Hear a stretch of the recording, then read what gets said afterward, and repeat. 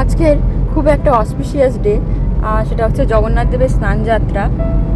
তো সেই জগন্নাথ দেবের স্নানযাত্রা যেহেতু, তো চলো তোমাদেরকে আমি নিয়ে যাই চেন্নাইয়ের জগন্নাথ মন্দির। এই যে এটা হচ্ছে কানাতুরের চেন্নাই জগন্নাথ মন্দির, কত সুন্দর দেখতে না। আর এই যে দেখো শুরু হয়ে গেছে স্নানযাত্রার সব প্রস্তুতি। জগন্নাথ দেবকে মন্দিরের ভিতরের গর্ভগৃহ থেকে বের করে নিয়ে এখানে রাখা হয়েছে আর কি। এখানে সব রিচুয়ালস পালন করা হবে আর কি, স্নানের যা যা নিয়মকানুন আছে। এই যে দেখো তোমাদের সাথে আমি শেয়ার করছি। অ্যাকচুয়ালি এই ভিডিওটা অনেকটাই বড়, তো আমি যতটা পেরেছি তোমাদের সাথে পুরোটাই শেয়ার করার চেষ্টা করেছি। দরকার হলে আমি 2-3টে ভিডিও ভাগ করে তোমাদের দেখাবো, কিন্তু আমি চাই তোমরা সবাই আমার সাথে সাথে এই জগন্নাথ দেবের দুর্লভ দৃশ্যের মানে পূর্ণ লাভ করো দেখে। এই যে দেখো পুরোহিত মশাই মানে এই যে কলসিগুলো রাখা আছে না, এর মধ্যে আর কি স্নানের জল আছে আর কি। তো একজন এক একটা কলসি দান করেছে আর কি। তো যখন মানে সব কিছু নিয়ম হয়ে যাবে আর কি, পুজো পর্ব, তারপরে আর কি একে একে ঠাকুরদেরকে সবাই স্নান করাবে।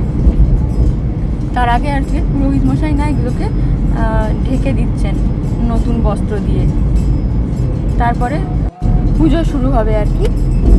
তো এই যে দেখো দুদিক দিয়ে ধরে পুরো কলসিগুলোকে স্নানের জলে ঢেকে দিচ্ছেন আর কি পুরোহিত মশাই।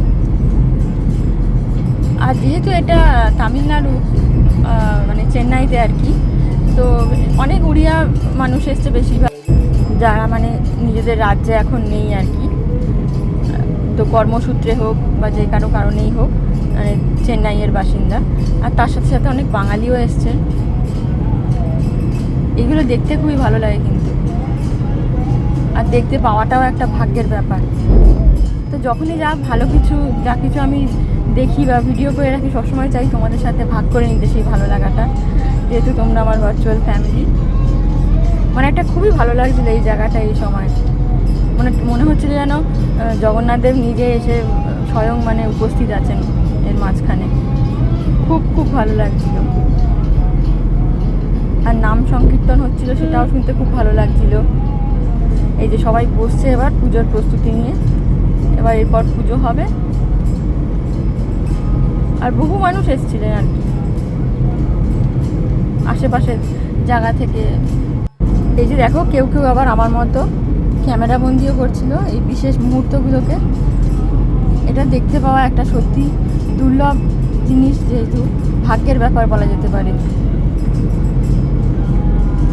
মানে মনটাই অন্যরকম হয়ে যাবে এখানে উপস্থিত থাকলে। তো আমি আশা করব আমার সাথে সাথে তোমাদেরকেও ওইখানটায় ভার্চুয়ালি নিয়ে আসতে পেরেছি। তো আশা করি এই ভিডিওটা তোমাদের ভালো লেগেছে। আরও ভিডিও আমি পোস্ট করবো আজকে।